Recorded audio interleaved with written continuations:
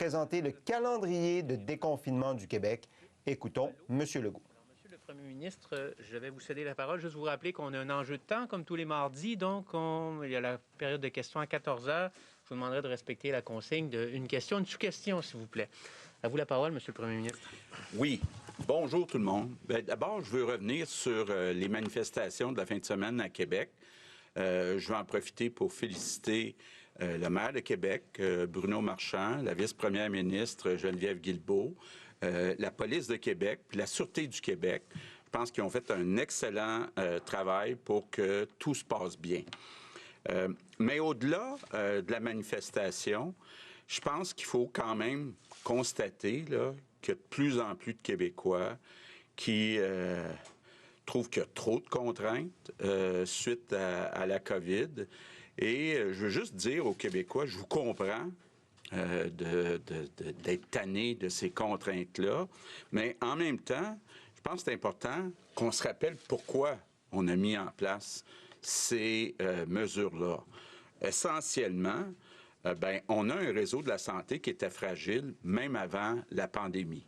Il nous manquait d'infirmières depuis longtemps, même avant la pandémie. Puis évidemment, oui, on peut faire des efforts pour recruter plus d'infirmières, en convaincre de passer à temps plein, de sortir de leur retraite. On a mis des incitatifs aussi pour que des étudiants choisissent les sciences infirmières, mais il reste qu'on ne peut pas du jour au lendemain faire apparaître là, des infirmières. Puis, c'est assez simple à comprendre, c'est-à-dire, déjà, on avait un réseau qui était fragile, où il nous manquait d'infirmières. Puis, depuis que je suis arrivé, on a affiché beaucoup de postes, mais malheureusement, souvent, les postes restent non comblés parce qu'il n'y a pas assez d'infirmières formées disponibles. Donc, quand on a ajouté la COVID, quand on a ajouté les patients COVID aux patients réguliers, ça a fait que les hôpitaux se sont engorgés. Puis c'est ça qu'on a vu plus que jamais depuis le début de la pandémie, dans le dernier mois, avec le variant Omicron qui était hyper contagieux.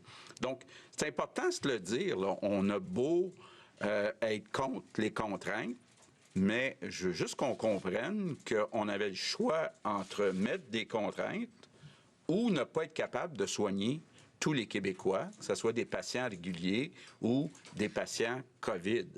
Et donc, il faut comprendre la raison pour qu'on met des contraintes.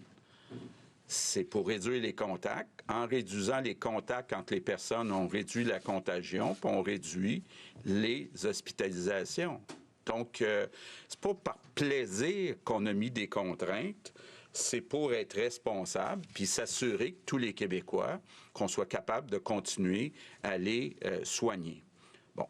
Maintenant, à chaque semaine, surtout le lundi soir, on passe beaucoup de temps avec les gens de la santé et de la santé publique. Ça fait déjà un bout de temps qu'on aurait souhaité, comme le demandent beaucoup de personnes, avoir un plan et puis un horaire là, du déconfinement, qu'est-ce qui s'en vient dans les prochaines semaines. Mais pour l'instant, jusqu'à la semaine dernière, il y avait trop d'incertitudes sur où on s'en allait dans les prochaines semaines. Puis, selon la santé publique, je pense qu'avec raison, le risque était trop grand que si on assouplissait trop, que les hôpitaux débordent puis qu'on soit plus capable de soigner les gens. Donc, c'est ça le dilemme qu'on a. Par contre, quand on regarde la situation des dernières semaines, on a vu une baisse des hospitalisations. Au début, c'était une baisse assez rapide, mais il ne faut pas oublier, là, on a accepté d'ouvrir les écoles, on a accepté d'annoncer certains assouplissements, puis comme on s'y attendait, ça a fait augmenter ou ça a ralenti la baisse des hospitalisations. Puis même les experts nous disaient hier soir que c'est pas impossible que dans les prochains jours, les prochaines semaines, avec les assouplissements qu'on annonce, qu'il va y avoir une augmentation des hospitalisations. Donc, il faut vraiment gérer ça. Puis, ce dont on a tenu compte, d'abord, la grande différence, plus on avance, c'est la vaccination. on est rendu chez les adultes à 63 % des Québécois adultes qui sont vaccinés, plus, puis le Dr Boileau pourra vous en parler, bien, tous ceux là, qu'on essaie d'évaluer qui ont eu la COVID, bien, c'est comme s'il y avait eu une dose additionnelle. Donc, quand même, de ce côté-là, ça fait tout un changement. Bon, l'autre marge de manœuvre qu'on voit, c'est que depuis 3 semaines, on est passé quand même de 3 400 hospitalisations à 2 400 hospitalisations. Donc, il y a une marge de manœuvre, et puis on en a discuté aussi avec ceux au ministère de la Santé qui sont responsables des hôpitaux, parce qu'on veut que tout le monde soit bien conscient que si on annonce d'autres assouplissements, qu'on soit capable de continuer à soigner tous les Québécois là, qui ont besoin d'être soignés. Et donc, c'est... Puis, il faut toujours garder en tête aussi qu'on a un rattrapage à faire sur les chirurgies. Et, oui, il y a des chirurgies qui peuvent être reportées, mais à un moment donné, il va falloir le faire, le rattrapage. Donc, quand on regarde tout ça, l'équipe de la santé et l'équipe de la santé publique pensent que c'est un risque calculé aujourd'hui de vous annoncer un plan de déconfinement. Donc, je pense qu'on franchit une étape importante. Il y en a plusieurs qui vont dire « enfin ». Mais je veux évidemment en profiter pour remercier les Québécois. Entre autres, merci pour votre patience. Je pense que l'objectif, comme je le disais, c'était de s'assurer qu'on soit capable de continuer à soigner tous les Québécois. Bon, on a réussi, même si c'était serré. Puis là, on a une petite marge de manœuvre. Donc, on vous annonce un plan de déconfinement. Donc, j'y vais par étapes. D'abord, samedi qui vient, 12 février, il n'y aura plus de limite légale pour les rassemblements privés. Ça veut dire dans les maisons, il n'y aura plus de limite légale. Par contre, la recommandation de la santé publique, c'est de s'en tenir à 10 personnes maximum ou des personnes de 3 adresses différentes. Ça, c'est un gros changement là, qui est proposé. Puis on a discuté beaucoup avec la santé publique. Évidemment, on le dit de plus en plus, il va falloir apprendre à vivre avec le virus. Ça veut dire quoi?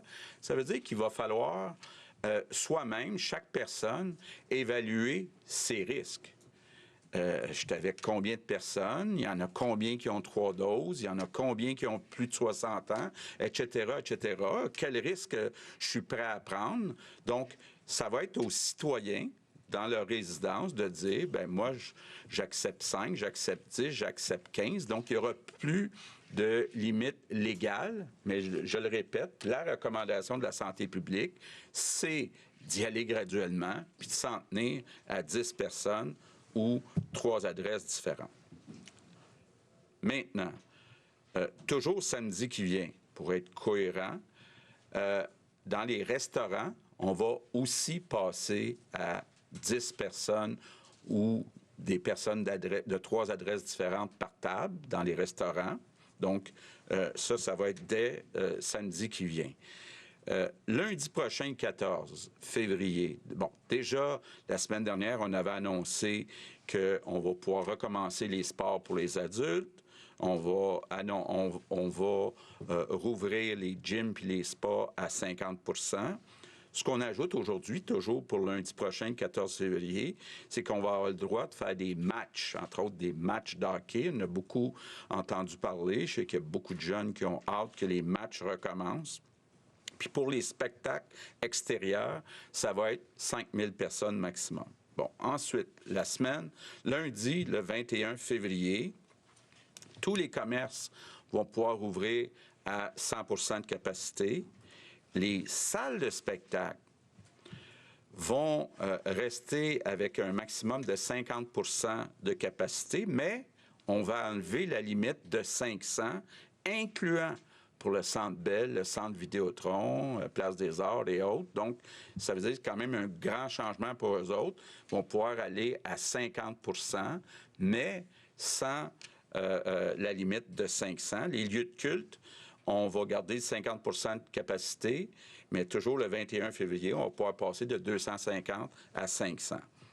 Ensuite, le 28 février, Bon, d'abord, je disais tantôt, les matchs vont pouvoir recommencer, mais pas les tournois. Là. Les tournois, les fins de semaine, avec des gens qui viennent de plusieurs endroits. On attend au 28 février. Donc, ça va être à partir du 28 février qu'on pourra recommencer les tournois puis les compétitions.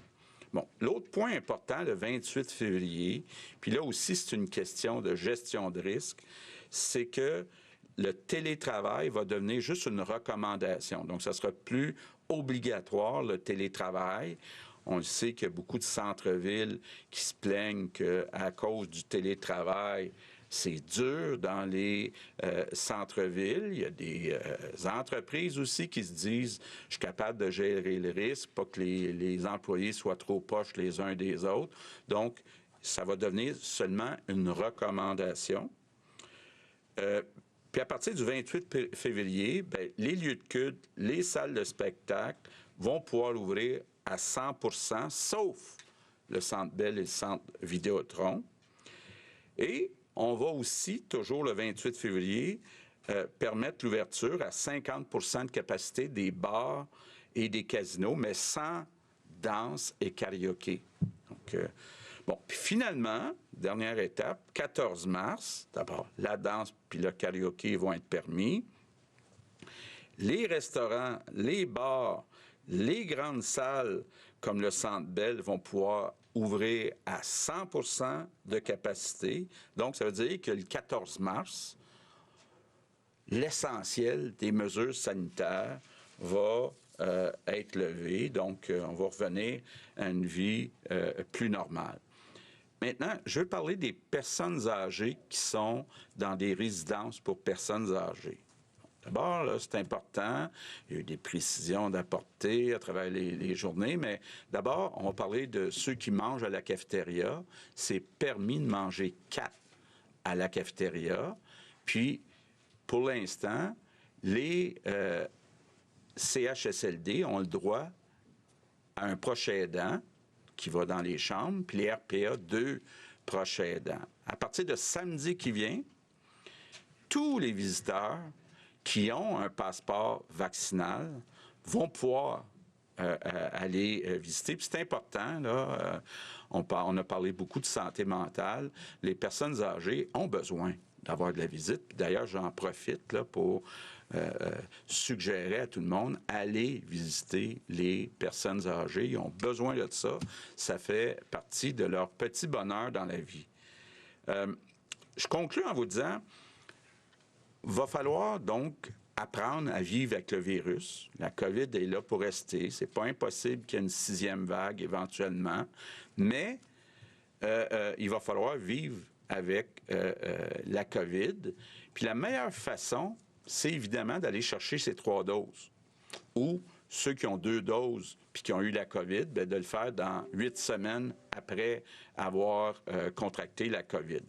Donc, je pense que je termine en vous disant, encore une fois, merci à tous les Québécois d'avoir été patients.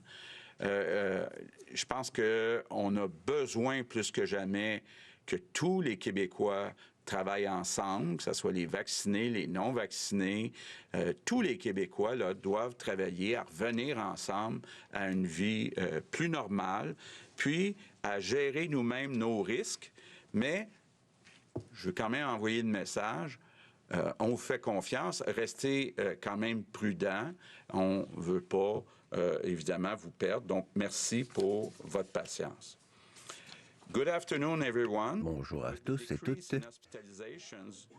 Nous avons vu depuis quelques semaines un changement dans le taux d'hospitalisation, donc une baisse des hospitalisations. Nous avons demandé aux autorités sanitaires pour un plan de réouverture. C'est une étape importante et j'aimerais remercier les gens de leurs efforts. À partir du 12 février, par conséquent, il n'y aura plus une limite obligatoire pour les rassemblements privés, mais nous recommandons quand même à ce que vous en teniez à 3 bulles ou 10 personnes.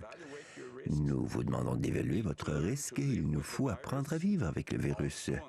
Et aussi, le 12 février, les restaurants pourront avoir des tabliers de 10 personnes ou de 3 bulles. À partir du 14 février, nous allons redémarrer les matchs sportifs. Les spectacles à l'extérieur seront permis, et cela jusqu'à 5 000 personnes. À partir du 21 février, tous les magasins pourront être à pleine capacité. Pour les amphithéâtres, ce sera à 50 % de capacité, et pour les lieux de culte, ce sera 50 % également, avec un maximum de 500 personnes. À partir du 28 février, nous allons redémarrer les compétitions et les tournois sportifs. Ce ne sera pas obligatoire de travailler à la maison, et les théâtres et les lieux de culte pourront rouvrir à pleine capacité, hormis le Centre Bell et le Centre Vidéotron. Et nous allons rouvrir les bars et les casinos à 50 % sans danse et sans karaoké. Finalement, à partir du 14 mars, la danse et le karaoké seront permis. Les restaurants, les bars et les grands amphithéâtres pourront rouvrir leurs portes à pleine capacité. Donc, à partir du 14 mars, presque toutes les restrictions auront été levées. Et donc, nous prenons un risque calculé afin de, apprendre à vivre avec le virus. Et la meilleure façon de se faire, c'est de se faire vacciner 3 fois. Je vous remercie. Nous en sommes maintenant à la période de questions. Il nous reste une quarantaine de minutes, incluant donc la période de questions en anglais. Je vous demande à tous d'être concis, s'il vous plaît. Merci. Nous commençons avec Véronique Prince, Radio-Canada. Oui, bonjour à vous trois. Évidemment, il y a 2 grandes questions probablement que les gens se posent. Je vais commencer par la première. Le port du masque, autant pour la population en général que pour les jeunes à l'école. Quand allez-vous le lever? Dr. Boileau, peut-être... Nous ne prévoyons pas lever le port du masque actuellement. Ça demeure une mesure très efficace pour réduire la contagion. Et nous le recommandons toujours. Nous le recommandons au gouvernement, puis évidemment à la population. Et nous souhaitons qu'il reste ainsi au moins jusqu'au 14 mars, et on verra par la suite. Donc même dans les écoles, là, avec les jeunes en classe? Oui.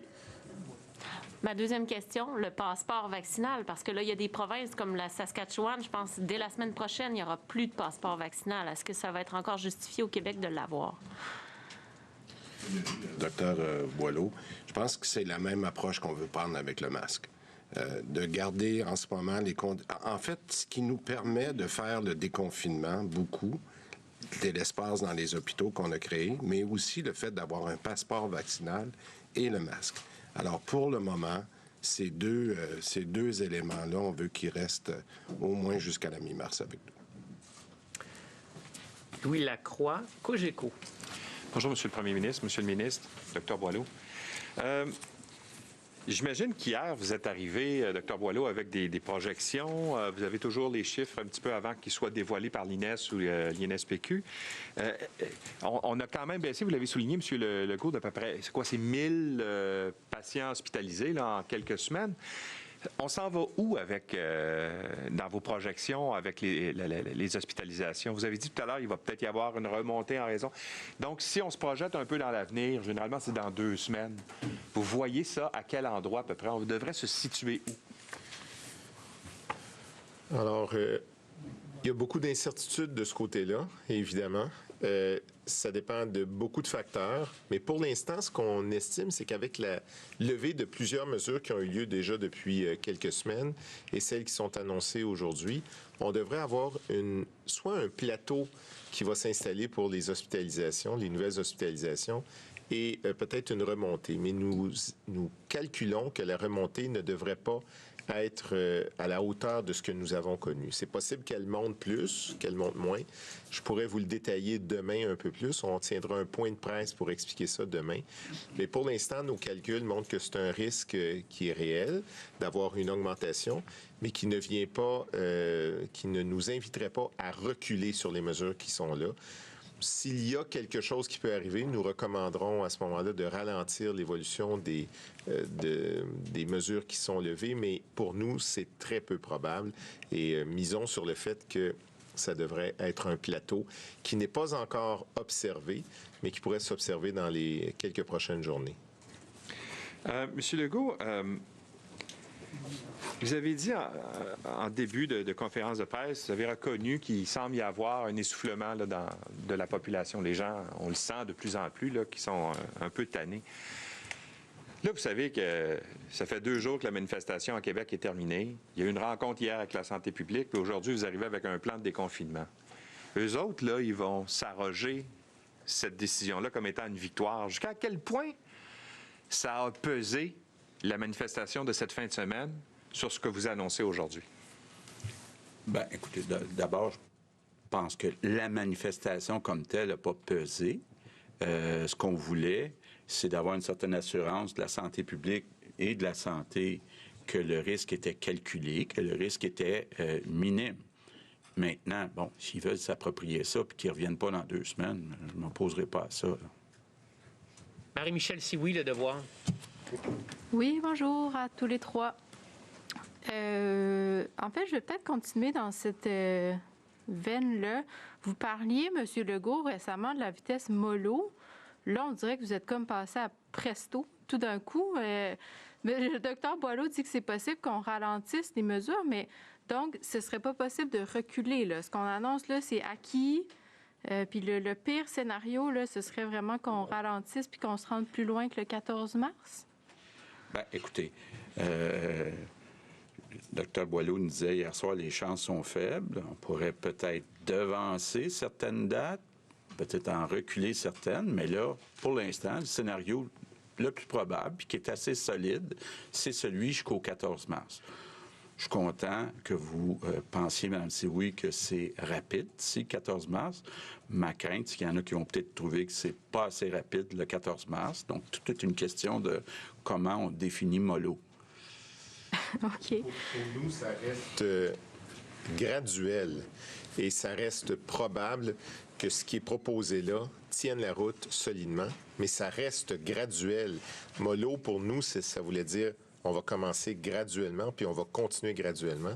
Et dans l'espace du temps qu'il y a devant nous, ça reste graduel. Il y a des experts, des observateurs qui vous reprochent de naviguer à l'aveugle, vaut mieux de naviguer à vue, parce qu'on ne sait pas il y a combien de cas de COVID. Dans le contexte, est-ce que vous pourriez repartir l'étude sur les eaux usées, l'étude Connect sur les contacts, ou est-ce que ce serait possible de rendre les tests disponibles, le dépistage disponible à la population en général? Il me semble que dans ces 3 avenues-là, il y a peut-être des solutions là, pour avoir une meilleure idée des cas dans la population? Est-ce que je peux répondre? Nous avons regardé depuis plusieurs journées toutes les possibilités de bien calculer combien il y a eu de cas jusqu'à maintenant. Et on se donne une occasion demain pour présenter qu'est-ce que ça veut dire en termes de probabilité de nombre de cas que nous aurons eu jusqu'à maintenant.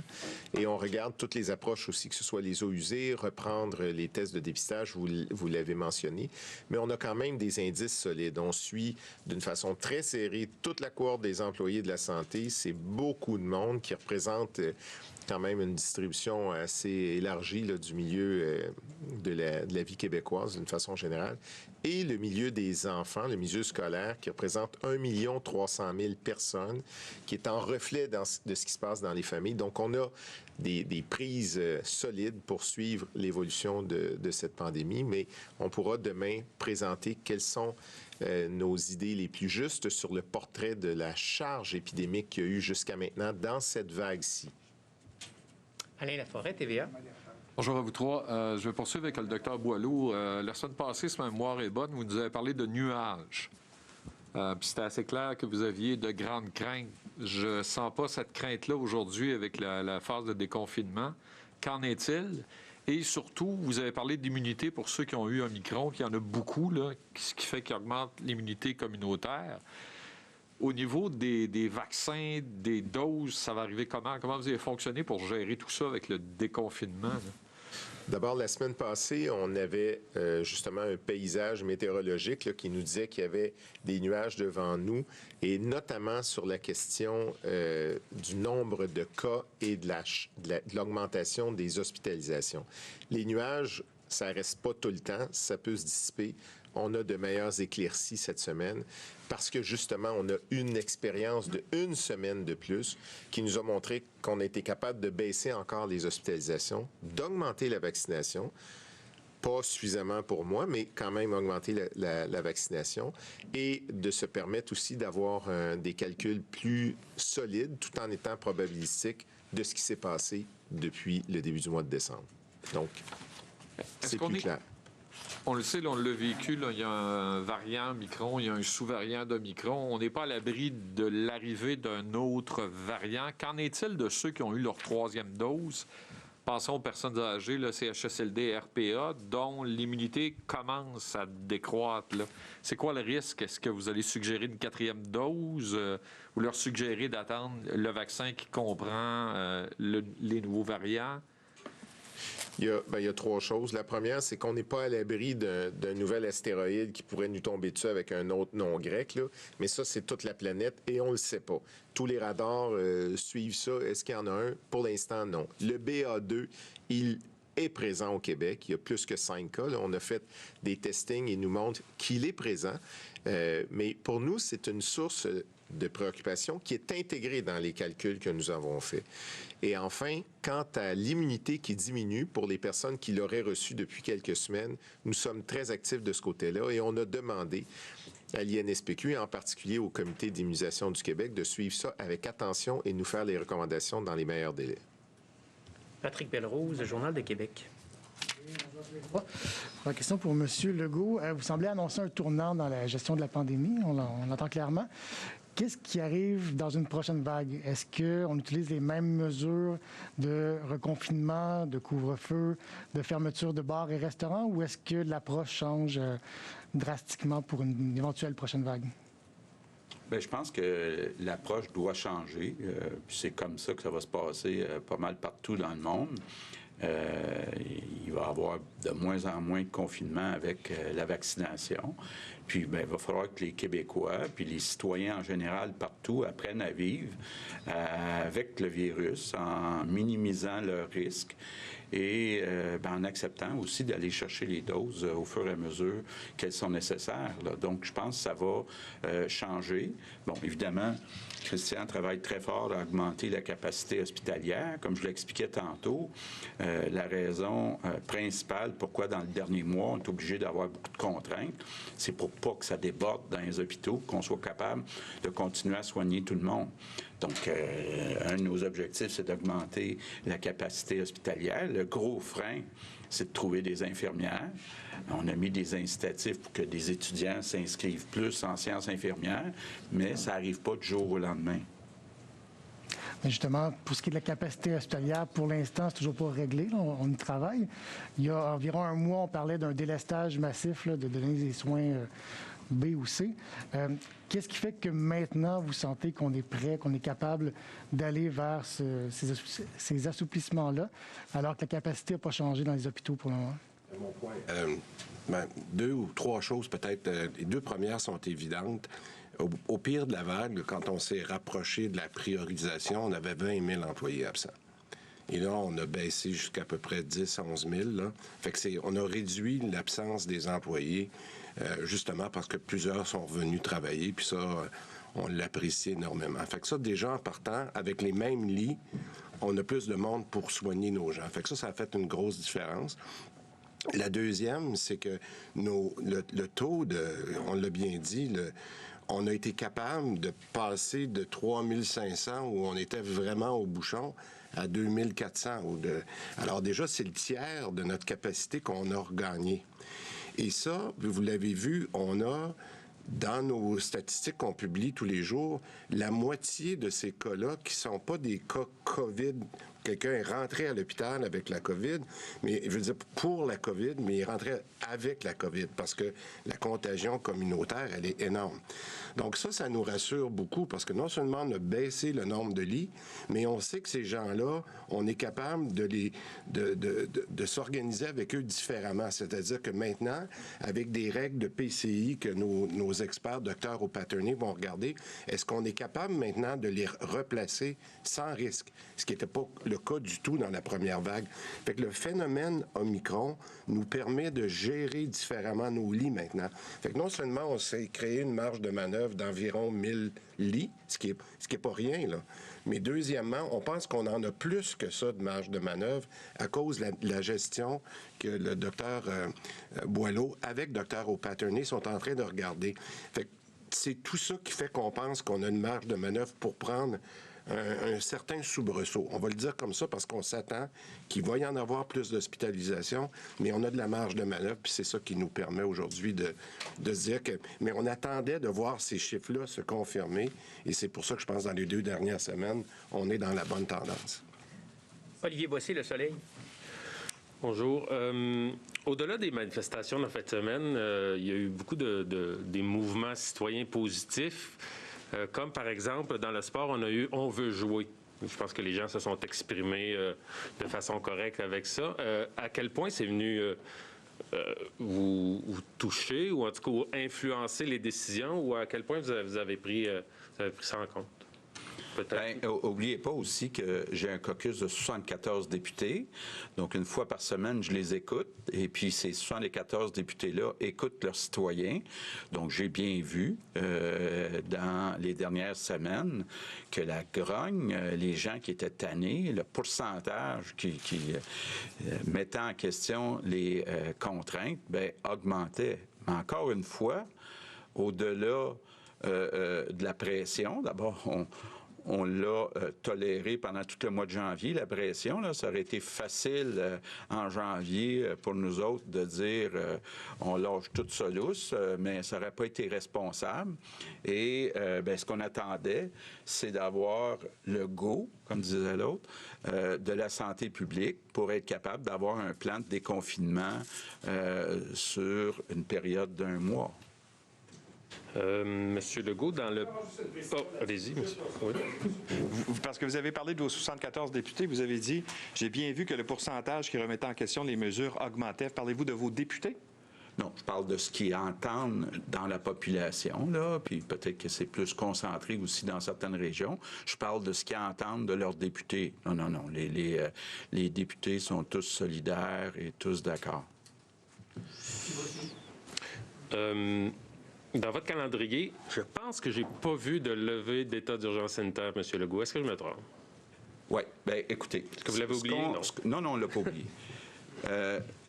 14 mars, ça va être la fin de l'essentiel des mesures.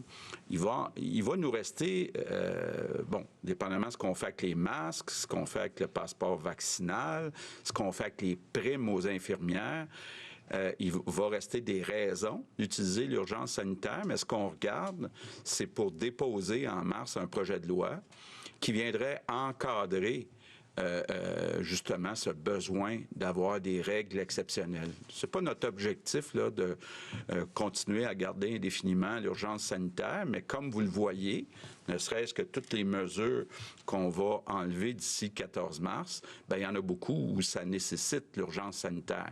Il va en rester quelques-unes après, mais peut-être que c'est possible de les encadrer dans un projet de loi. Puis Christian travaille à déposer en mars donc un projet de loi pour enlever l'urgence sanitaire. On vous reste à nouveau? Le 14 mars, prêt à lever l'état d'urgence sanitaire? En mars, disons. Simon Bourassa, à nouveau. Monsieur le ministre de la Santé, maintenant qu'on sait que le passeport vaccinal est là pour rester, l'imposition de la 3e dose là, pour la validité de ce passeport, ça c'est toujours dans les cartons et si oui, à quel moment on peut s'attendre à ce que ça soit effectif? Je pense que j'ai répondu à ça plusieurs fois, mais je vais en profiter pour le répéter. Ce que vous allez voir demain dans les statistiques que le docteur Boileau va présenter dans son point de presse, c'est combien de personnes qui ont décalé leur 3e dose parce que, entre autres, l'INSPQ avait demandé, avec le cycle, de déplacer de 8 semaines. Alors, c'est évident que là, ce qu'on a fait faire par nos experts, c'est quand est-ce que les gens vont prendre leur 3e dose? C'est-tu en mars? C'est-tu en avril pour respecter ça? Fait que c'est sûr qu'on ne peut pas demander la 3e dose tant qu'on n'a pas donné la chance aux gens d'aller chercher leur troisième dose. Fait que moi, je vous demanderais qu'on attende un petit peu. On va voir un peu les simulations qui ont été faites par nos différents experts. Je vais laisser le docteur Boileau vous en parler demain dans son point de presse. Puis quand on aura une meilleure idée de quand est-ce qu'on pense que l'essentiel des gens auront eu la chance d'aller chercher leur troisième dose, bien là, on reviendra avec un plan pour le passeport vaccinal. Merci. Monsieur Legault, vous avez probablement pris connaissance de la sortie du député Joël Lightbound, député fédéral libéral, un peu plus tôt aujourd'hui, qui s'est vu assez critique là, de l'administration de son premier ministre. Vous avez pensé quoi de cette sortie-là? Êtes-vous plutôt en accord, plutôt en désaccord? Bien, j'ai vu qu'il demandait à son premier ministre d'accélérer les discussions sur l'augmentation des transferts en santé. La même journée où notre chef de l'opposition officielle ici n'a aucune idée de combien on demande, alors que, bon, les chiffres sont assez clairs. Là, on demande une augmentation de 6 milliards pour le Québec. C'est important. On parlait d'augmenter la capacité hospitalière. Bien, il est temps, effectivement, que Justin Trudeau et le gouvernement fédéral se mettent à la table. On a fait encore un point de presse la semaine passée, tous les premiers ministres des provinces et territoires, pour demander de passer de 22 % de financement à 35 % de financement des soins de santé. Là, il est temps qu'on s'assoie. Il me semble qu'avec la pandémie, c'est plus à propos que jamais. Fanny Lévesque, La Presse. Oui, bonjour à vous trois. Monsieur Legault, la Caisse dit qu'elle pourrait abandonner ou qu'elle va abandonner le projet du REM de l'Est si la RTM ne change pas de décision. Est-ce que vous craignez pour l'avenir du REM de l'Est? Bien, ce qu'on a dit, c'est qu'on veut travailler avec la Caisse de dépôt, puis surtout avec Valérie Plante, la mairesse de Montréal, pour ajuster le projet. Mais pour moi, la clé, c'est vraiment l'appui de Valérie Plante. On n'ira pas faire un projet si on n'a pas l'appui de la mairesse de Montréal. Donc, tant qu'à moi, la balle est dans le court de Mme Plante de nous présenter un nouveau projet qui fait son affaire. Je voudrais juste revenir sur le passeport vaccinal, M. Dubé. Là. Est-ce que je comprends que vous avez évoqué que peut-être qu'à partir du 14 mars, on pourrait évaluer sa levée? Puis au sujet de l'urgence sanitaire, est-ce que la levée serait donc au moment du dépôt du projet de loi ou à son adoption, possiblement vers la fin de la session? Non, ce que j'ai dit tout à l'heure, puis je vais le préciser, là, merci d'avoir posé la question pour qu'il n'y ait pas de confusion. Pour moi, le passeport vaccinal, il est là pour rester parce qu'on a dit que c'est les deux mesures qui nous permettent en ce moment d'avoir le déconfinement dont on a parlé aujourd'hui. La question est plus pour moi.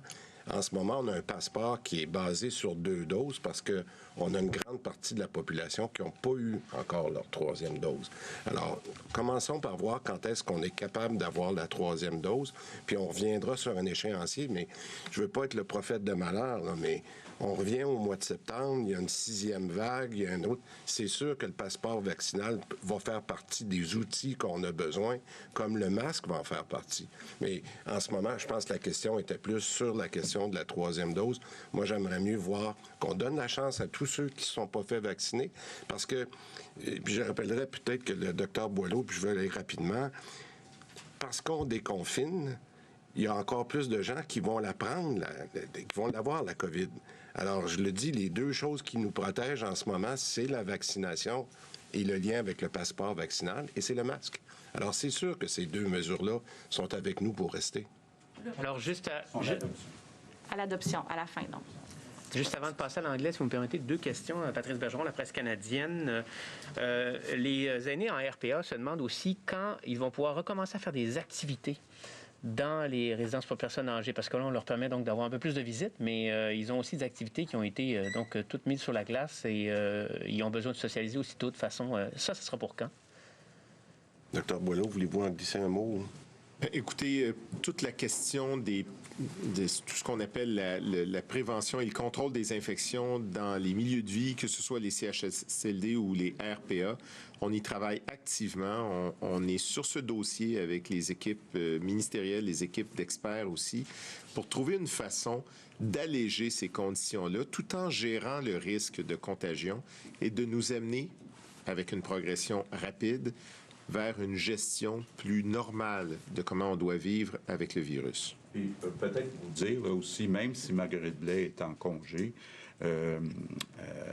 elle souhaite que la santé publique puis la santé se penche rapidement sur les activités dans les résidences personnes âgées. Donc, on a fait effectivement la demande.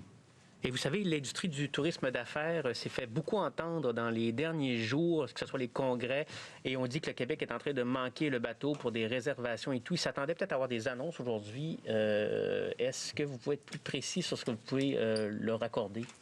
Bon, c'est là. Ouais.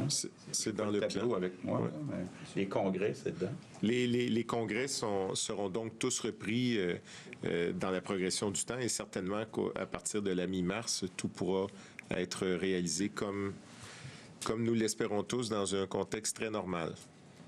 Bien, merci. Nous sommes prêts à passer à la période de questions en anglais. Maintenant, nous allons commencer avec Phil Autier de Gazette. Good day to you all. Bonjour, question. Vous êtes en train de lever un certain nombre de restrictions, beaucoup d'ici la relâche et la plupart d'ici le 14 mars. Est-ce que vous réagissez à la pression exercée sur tous les politiciens québécois et canadiens et craignez-vous la perte d'un consensus social face à toutes ces manifestations? Réponse. Non, cela fait plusieurs semaines qu'on le demande à la santé publique d'avoir un plan. Hélas, jusqu'à hier soir, il nous disait que il y avait trop d'incertitudes pour pouvoir déposer un tel plan. Par contre, hier soir, on nous a dit que le risque était maintenant gérable si on le concevait comme un risque calculé. Donc, nous attendions le feu vert des autorités sanitaires. Désolé, je vous ai interrompu. Réponse. Donc oui, bien sûr, depuis quelques semaines, comme vous, depuis le début janvier, nous ressentons bien que la population en a marre. Moi-même, j'en ai marre. On a tous marre. Je le comprends très bien. Mais la raison pour laquelle nous avons résisté jusqu'à aujourd'hui, c'est que il y avait trop de risques. On regardait les hôpitaux et nous voulions être sûrs de pouvoir s'occuper de chaque patient, de chaque patiente hospitalisée. Question. Chacun aura entendu les commentaires de Joel Lightbound, le député libéral. Il dénonce des politiques qui, selon lui, ont divisé les gens de façon vraiment évitable. C'est ça un peu les termes utilisés. Pensez-vous qu'il s'adresse à tous les leaders politiques? Car vous aussi, vous avez joué un rôle dans l'application des mesures, tout comme M. Trudeau. Pensez-vous que M. Lightbound cible les gens du pouvoir? Réponse. Posez-lui la question. Je ne sais pas qui il a ciblé. Je sais qu'il s'attaquait à Justin quant au transfert de la santé. Je suis d'accord avec lui. Il est grand temps que nous réglions cette affaire. Il faut augmenter le transfert en santé vers les provinces. Maintenant, quant aux mesures sanitaires, comme je l'ai expliqué, je comprends tout à fait que ces mesures peuvent fomenter des scissions, des clivages dans la population. Mais selon moi, on n'avait pas le choix. Il fallait protéger le système hospitalier. Question. Une petite clarification, M. Legault, avant. La levée de l'urgence sanitaire, c'est quand votre projet de loi sera adopté et non pas déposé, M. Dubé, n'est-ce pas? C'est l'adoption qui vous intéresse. Donc, on se tient les doigts croisés que ce sera adopté avant la mi-juin. Réponse. Écoutez, dès que ce sera déposé, ce sera une décision de l'opposition, à savoir comment ils voudront qu'on le traite, mais on m'invite à préparer le tout pour le mois de mars et ça sera fait. Monsieur Legault, après des mois et des mois de restrictions diverses, comment vous vous sentez que vous commencez à inviter les Québécois et les Québécoises à gérer leurs propres risques? Réponse. J'en suis fort content, savez-vous. Nous savions depuis longtemps qu'il nous fallait apprendre à vivre tôt ou tard avec ce virus. Mais jusqu'à hier soir, les prévisions ne nous offraient pas cette possibilité de basculer d'approche en lien avec la situation qui prévalait dans les hôpitaux. Donc, je suis très content de constater que nous avons cette marge de manœuvre suffisante parce qu'on est passé de 3 400 à 2 400 hospitalisations grâce à la vaccination. Donc, pour l'instant, Nous pouvons donc adopter ce risque calculé et finalement envisager de tourner la page.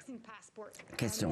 Le passeport vaccinal. Monsieur Dubé, il y a quelques minutes, vous étiez très clair. Vous avez dit que c'était un des deux outils de base avec le port du masque.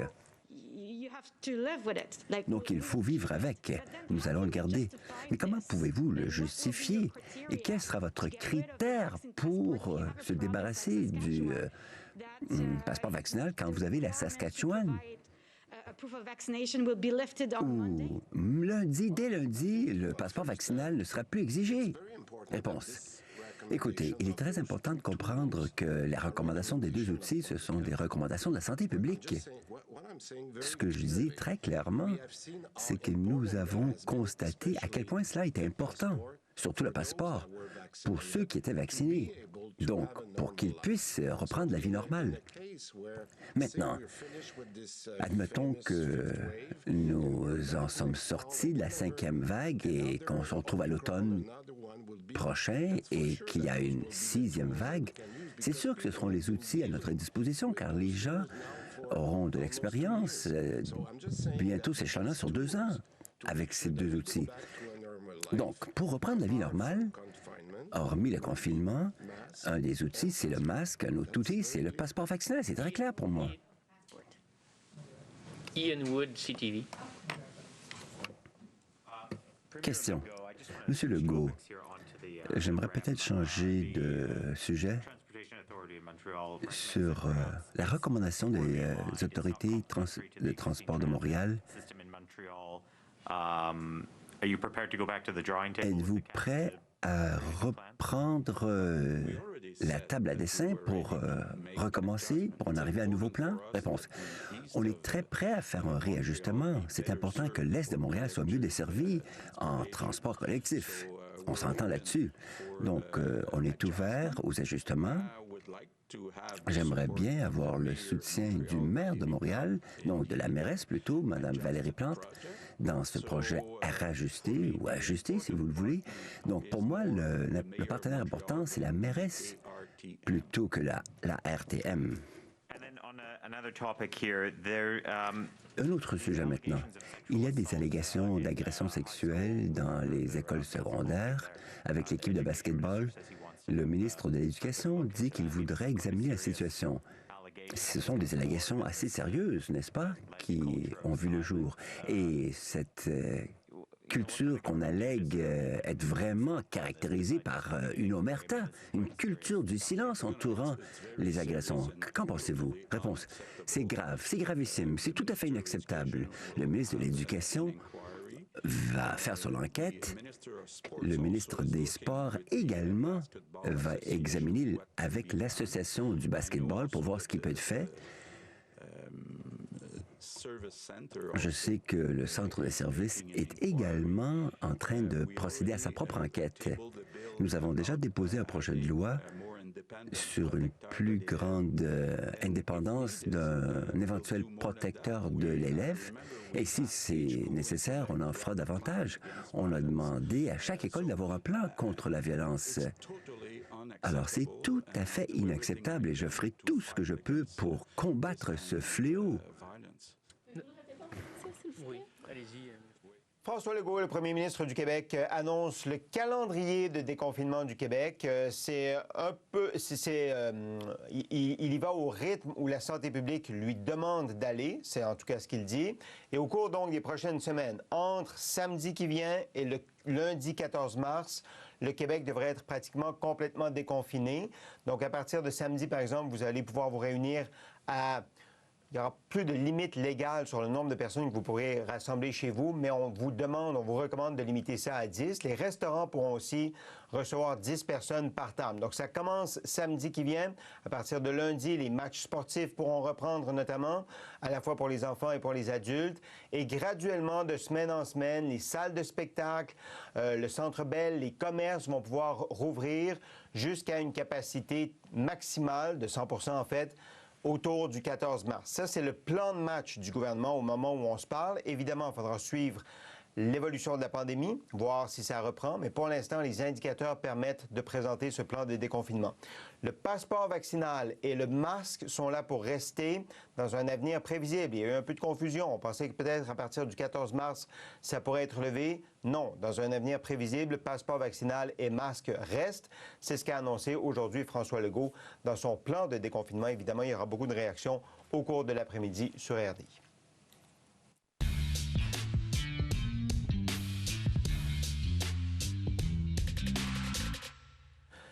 Allons à Ottawa, retrouver Madeleine Blais-Morin, parce qu'au moment où on se parle, au moment où François Legault annonçait le plan de déconfinement au Québec, les ministres Blair et Mendicino au fédéral faisaient le point sur les blocus de camionneurs, je présume. Madeleine, qu'est-ce qu'ils avaient à dire?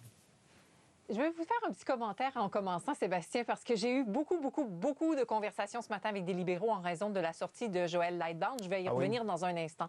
Mais quelqu'un me disait dans ce contexte-là que tout ce qui a attrait avec les camionneurs, c'est que la nature a horreur du vide et qu'il y a eu une lacune de leadership en général dans toute cette situation-là. Donc, moi, mon impression de la conférence de presse des ministres Blair et Mendicino doit s'analyser dans ce contexte-là, où on veut maintenant, du côté fédéral, être plus présent qu'on ne l'a été au cours des 2 derniers jours, ou au cours des derniers jours plutôt, même si on n'a pas toujours beaucoup de choses à raconter. Et c'était le cas aujourd'hui. Il n'y avait pas de grande annonce qui a été faite lors du point de presse, à part de dire qu'hier, il y a eu cette première rencontre de la table trilatérale qui avait été annoncée hier, donc une façon de formaliser les liens de communication entre le fédéral, la province et la ville pour ce qui est des manifestations.